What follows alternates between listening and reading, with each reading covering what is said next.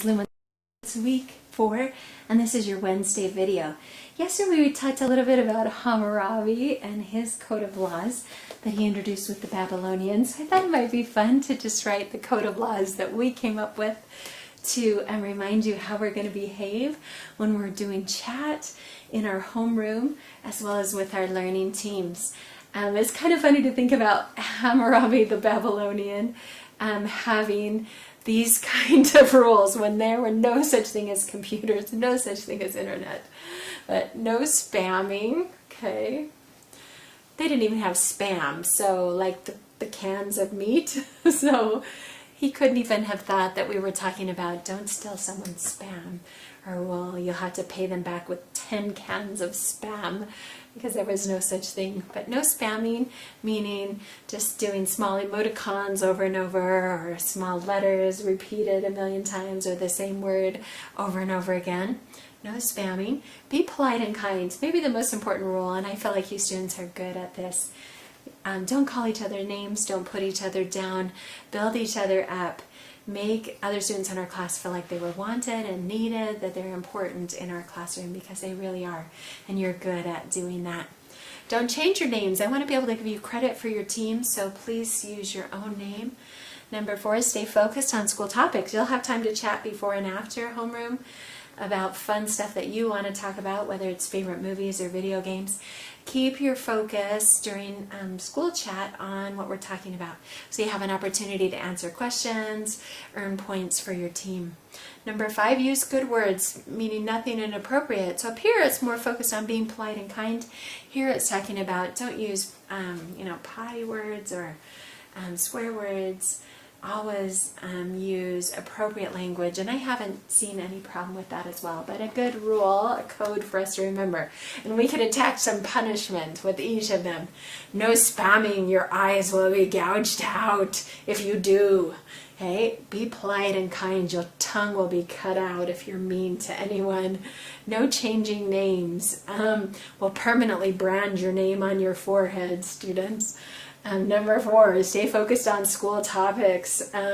If you don't, we'll make you read in the corner school books all day long. And if you use bad words, we'll cut off your hands so you can't type anymore. Those would have been kind of the consequences, wouldn't they, of Hammurabi's code. I want to just tell you another funny story. The Babylonians had told stories about a great mythical king called Gilgamesh, and I want to just share with you this story of Gilgamesh today. Okay, again, this is one of the oldest fairy tales in the world, told by both the Babylonians and later by the Assyrians. Okay. Once upon a time, a king named Gilgamesh ruled in the city of Uruk. Gilgamesh was half god and half man, and he was the strongest man on earth. He could lift huge stones with one hand and leap over high walls without even trying hard. He was young and healthy, and he had all the money and power any man could ever want. But Gilgamesh was as cruel as he was strong, and he made the people of Uruk serve him day and night. He took their money and their food. He took their children to be his slaves. He never thought of others, only of himself. The people of Uruk were desperate to get rid of this wicked king, and so they called out to the sky god Anu. "Help us," they cried. "Our king is evil. We cannot fight him because he has the strength of a god." Anu looked down from the sky and was very unhappy. "Look at this king Gilgamesh," he said. "He has all the strength and power in the world, and yet he is cruel to the weak and helpless. This is not right. I will send an enemy to teach him a lesson." So Anu created a monster called Enkidu.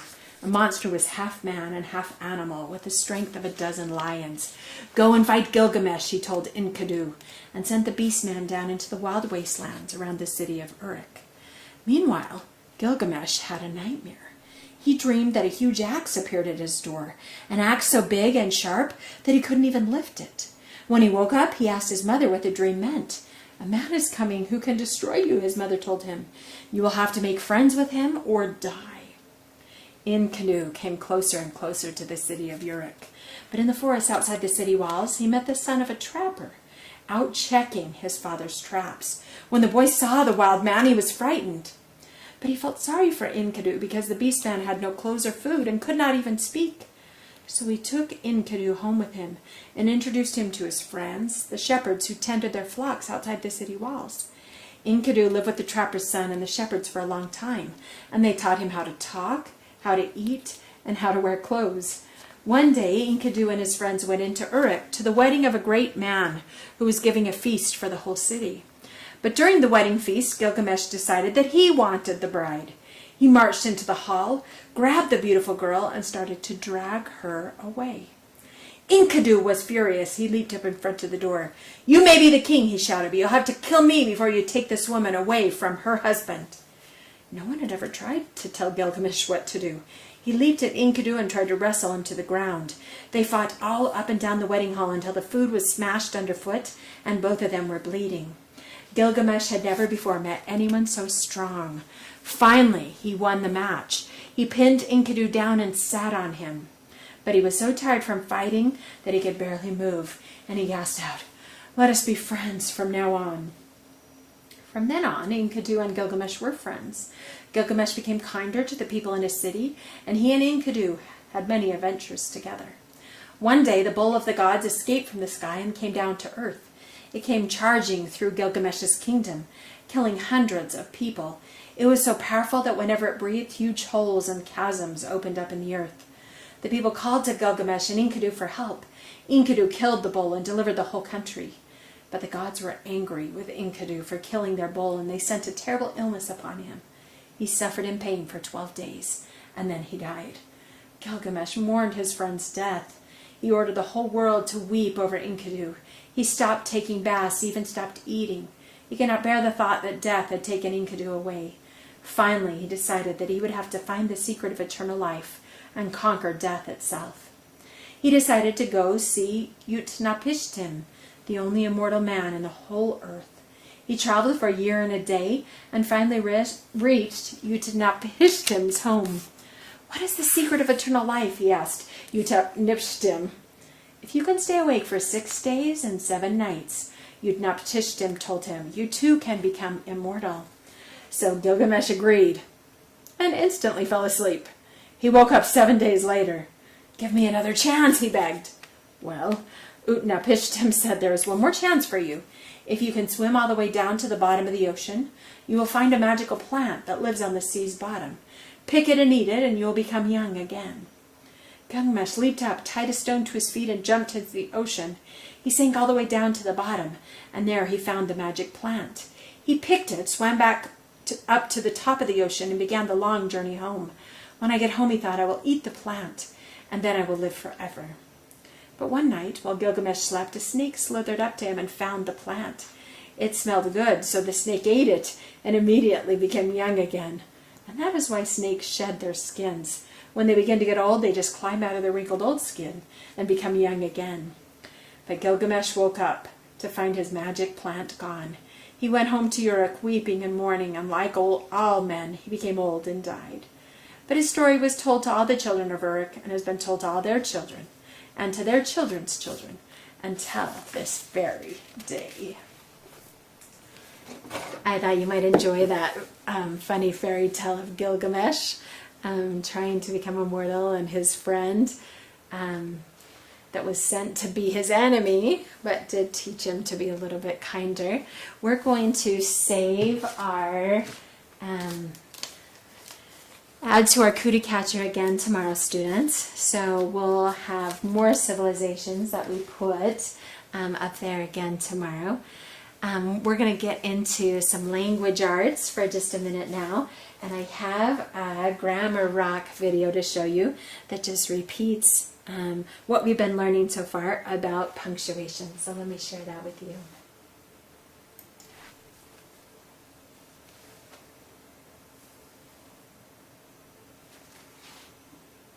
Sorry, it's going to show an ad. Let me just let it skip the ad first really quick.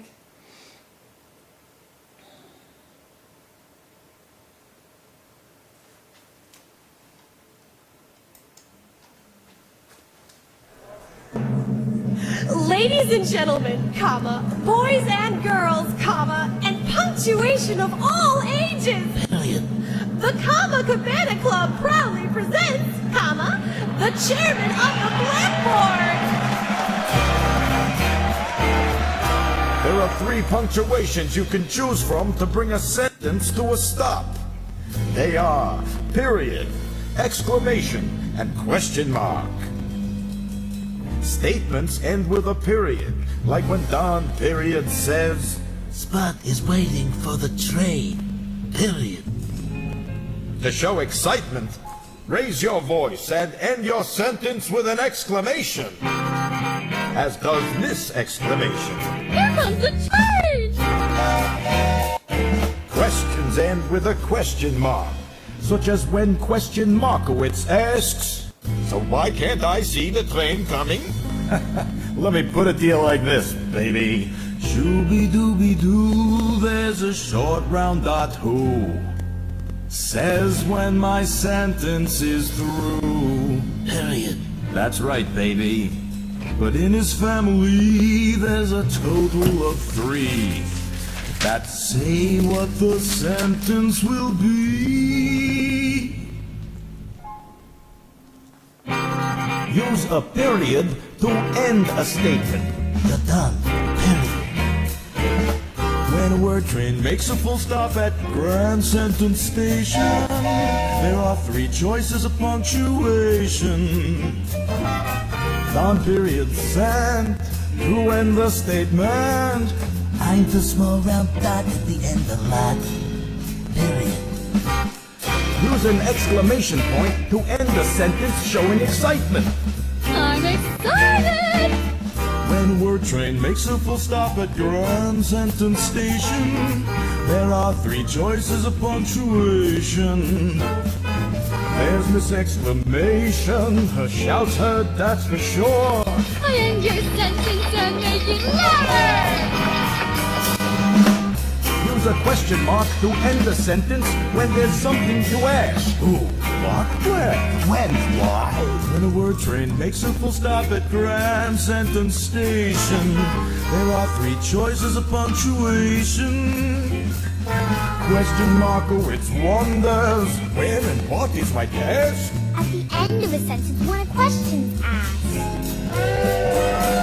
But shooby-dooby-doo, it's the dot father who says when my sentence is through. You're through. Period.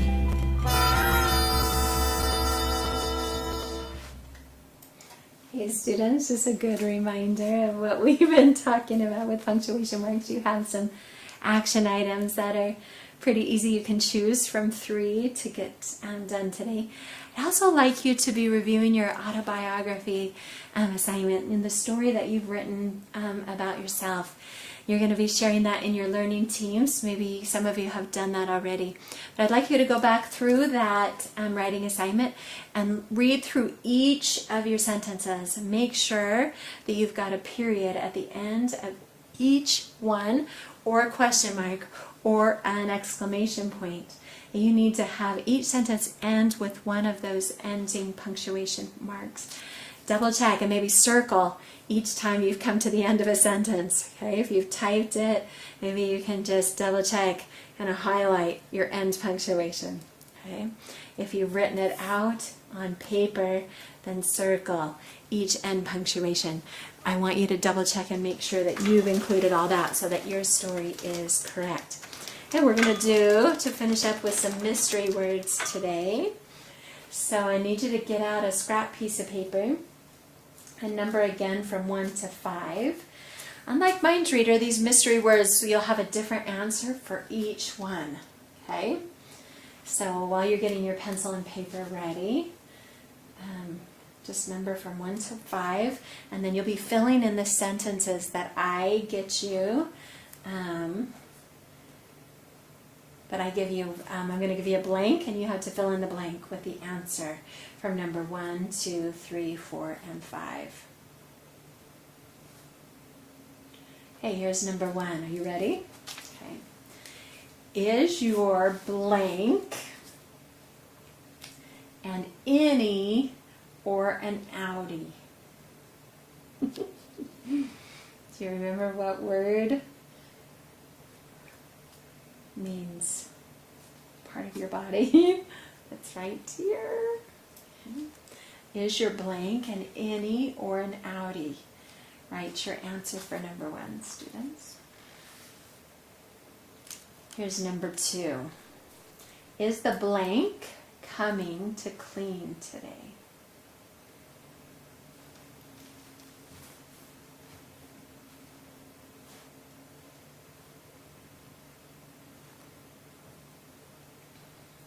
Okay. Is the blank coming to clean today?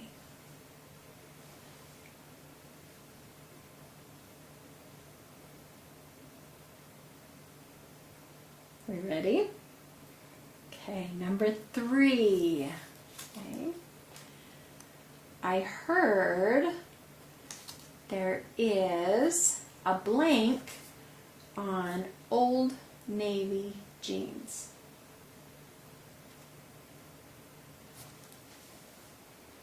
I heard there is a blank on Old Navy jeans. And be careful not to get tricked by the Old Navy, students. Okay? I'm not talking about anything that has to do with the Navy. That's just the name of the store. I just wanted to throw it in to kind of be a little tricky. I heard there was a blank on Old Navy jeans. Okay?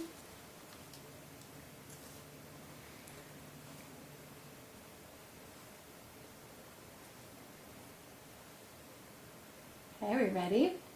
Okay, number 4. Can you wash that blank out of your hair? Can you wash that blank out of your hair?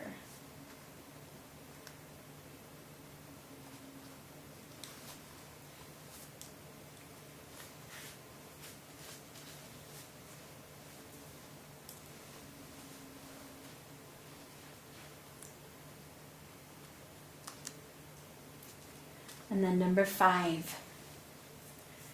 I found some blank at the old mine. I found some blank at the old mine.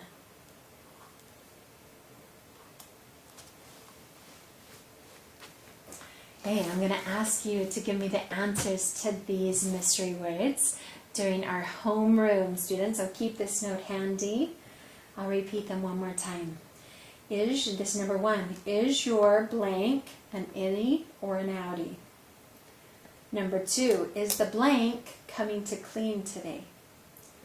Number 3, I heard there is a blank on Old Navy jeans. Number 4, can you wash that blank out of your hair? And number 5, I found some blank at the old mine. Hey students, I used 3 question marks in my questions today, my mystery words today, and 2 periods. Okay. I also wanted to point out that, and let me see if I can find it and show you. In our video, they use one of our spelling words correctly, and here it is. Okay, let me show you. See if you can find the spelling word that they used correctly. Yes, exactly. A lot is not one word, never. It's 2. Okay, so they did definitely use that correctly. Of course they did. Grammar rocks, awesome. So a lot, you noticed from last week, one of our spelling words was used correctly in that video. I think that's it, students. Work on your autobiography. If you haven't finished it, double check and make sure all your end punctuation is correct on that. And we'll catch you in homeroom and team meetings. We'll see you then.